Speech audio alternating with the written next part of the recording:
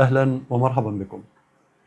احنا النهارده وفي كل مرة وفي كل حلقة بنقول إن الفرضية اللي احنا افترضناها لحل الأبجدية المصرية القديمة هي ما زالت فرضية لغاية ما تحقق لها مثلا 100 200 300 كلمة ترتقي إلى النظرية، لكن إن حققت كل الكلمات في المعجم كده تبقى حقيقة من الحقائق يعني. احنا بنقول إن احنا بنطبق هذه الأبجدية وهذه الكلمات على اللغة المصرية القديمة، بنحل بيها كتير من المشكلات اللي كانت موجودة قديما يعني. واللي ما زالت موجوده الى لغايه النهارده، يعني مثلا كلمات بقى لها الاف السنين غامضه زي الكلمه اللي هنتكلم فيها النهارده ابو الهول. وابو الهول ايه مدلولها؟ وايه علاقتها بطائر السمان؟ وايه علاقه طائر السمان بابو الهول وفرعون؟ وهل هم بيقولوا كل هذه الكلمات؟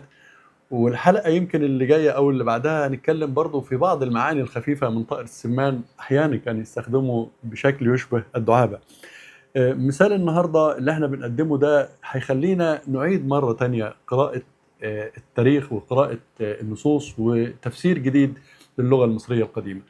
باختصار شديد احنا بنقول ان اللفظة اللي احنا كنا بنشوفها قديما او بنشوفها النهاردة في الرسومات، كل ما علينا ان احنا ننطقها نقول مدلولها ايه. لكن الابجديه احنا افترضناها واللي حطيناها واللي بنحاول نحل بيها، فما كانتش هي دي الابجديه. يعني ما كانش طائر السمان ابجديه تنطق دبليو، لا هو كان اسمه السمان قبره او قبره. ولو رحنا لجوجل هنلاقي ان اسمه السمان قبره.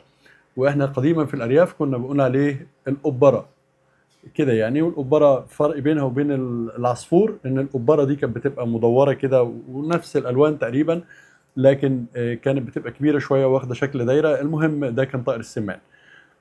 عموما اما نيجي نكتب السمان قبره، يا ترى هو هينطق ايه بالابجديه اللي احنا حاطينها؟ وايه علاقته بفرعون؟ وايه علاقته بابو الهول؟ ده اللي احنا هنحاول نبص عليه بصه كده ونشوفه مع بعض. نبدا.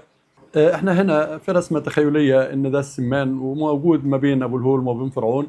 وهل هو كان يعني رابط ما بينهم؟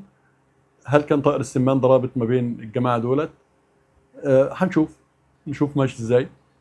هو في المعجم عموما جه بيتكلم على معبد ابو الهول. معبد ابو الهول وحطوا يعني العلامه ديت برضه هي رايحه لنفس المعنى وديت نفس المعنى، ما فيش مشكله. لكن طائر السمان وغالبا ده الحرف الثالث، وكان عند الثالث بالذات يعني واحد اتنين. الثالث عموما كان في اللفظه الثالثه، هنعتاد مع بعض على كده. وده من ضمن الافتراضات اللي احنا افترضناها وبنحاول نطبقها مع بعض، كانت بتبقى اللفظه المقصوده. وهنا ابو الهول. هل كان طائر السمان هو مراد بيه ابو الهول؟ هنشوف. وهل كلمة فرعون اللي احنا هنوصل لها هي موجودة هنا وموجودة هنا؟ هي موجودة هنا طبعا وموجودة هنا. احنا شرحنا في حلقات مطولة هذه اللفظة وهي موجود بداخلها برضو فرعون. لكن هنشوف في الحلقات السريعة دلوقتي احنا ماشيين ازاي. هنا برضو جه مرة تانية في نفس المعجم اللي اسمه الوولس بيج. والصورة ديت متاخدة من كتاب عمله الأستاذ علي فهمي خشيم. جاب الوولس بيج وحط هذه الترجمات واحنا بنقتبس منه الرسومات ديت نقلا عنه يعني. لكن للأمانة العلمية بنقول أنا جايبها منين، لأن هو جاب المعجم وترجمه ترجمة حرفية بالشكل ده. فحط هنا أبو الهول، طائر السمان وأبو الهول. كان أبو الهول هنا مميزة عليه العلامة، وهنا حط تحته هذه الشرطة بيقول لك أنا بتكلم على الراجل دوت، بتكلم على الرسمة ديت يعني. وكان برضو رقم 3 ده بقية المدلول بتاعه. وهنا برضو بيتكلم على ابو الهول برضو في الثالث تقريبا. هل هو هيلتزم بنفس هذا النمط؟ هنشوف. وده بقية ألفاظه وبقية مواصفاته. الكلمات دي كلها كلام رائع جدا. طبعا برضو معلومة سريعة، لما نشوف هذه الرسمة مش معناها حورس، غالبا بيبقى هو قصير. لكن احنا مشي يعني مشي كده شامبليون وسماه حورس، لكن هو غالبا بيبقى القصير أو الأزير. نشوف تاني مع بعض نكمل. فهل ايه علاقه طائر السمان بابو الهول؟ ايه علاقه طائر السمان بابو الهول سواء في الرسمه ديت او هنا؟ ايه علاقه طائر السمان بابو الهول؟ ليه كل ما يجيب ابو الهول يحط جنبه طائر السمان؟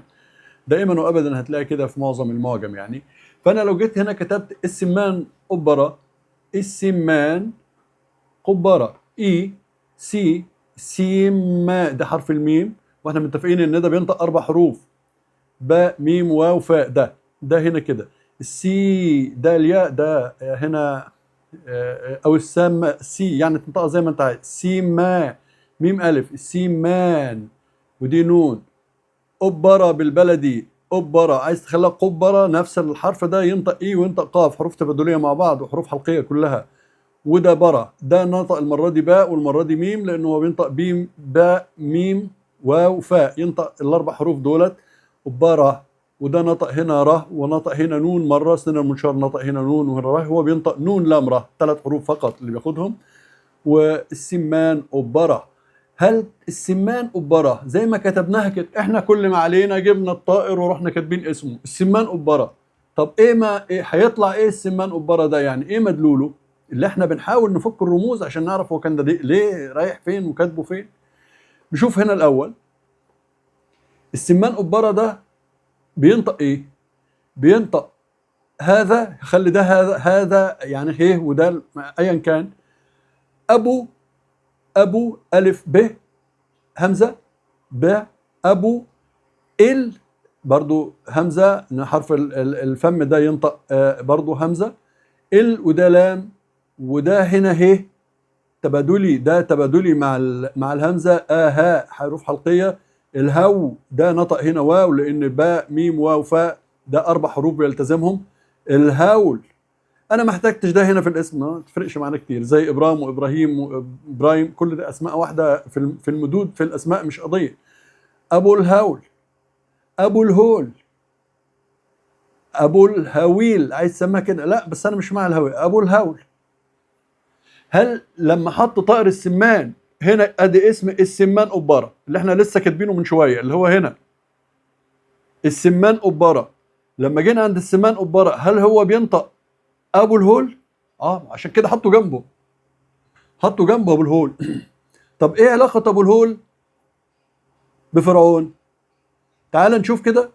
هذا او هذا او حطة او حطة، اللي هم هنوصل لمعنى حطة وحطة قريبا يعني ان شاء الله. في لغتهم كانت معناها ايه؟ هنوصل لها، خليها هذا يعني دلوقتي. فرعون، في يا فير ع، وده حرف العين والواو والنون، فرعون.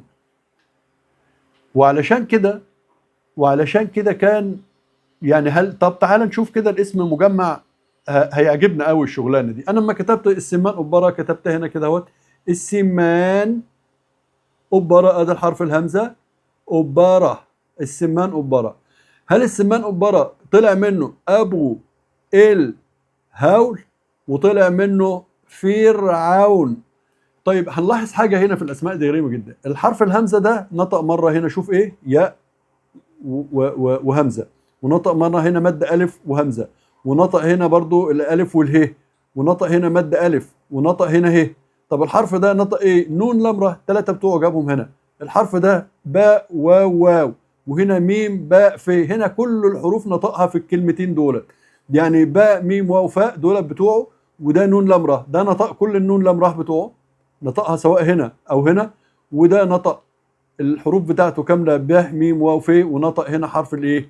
الواو في الرسمه دي كده. فلما كتبنا السمان أبرة وتحت منه ابو الهول وتحت منه فرعون، طلعت بشكل واحد. يعني عايزين نقول ايه؟ كان الراجل القديم بيرسم الرسمه ويحطها جنب المخصص بتاعها اللي هو ابو الهول، ويقول لك الرسمه ديت بتقرا ابو الهول، بياخد ايدنا كده عشان نتعلم. بس لما تيجي تكتب السمان أبرة هتطلع ابو الهول. لما يحط فرعون على جسم ابو الهول، وش انسان على جسم ابو الهول، ده كان رمز للفرعون. طب منين عرفنا رمز للفرعون؟ لما حلينا الابجديه، لما عرفنا ان ابو الهول هو برضو من ضمن اسمائه فرعون، ده كان رمز للفرعون. ودي يمكن اول اكتشاف لمعنى كلمه ابو الهول وفرعون. موضوع جميل جدا، وان شاء الله هنكمل مع بعض. شكرا لك.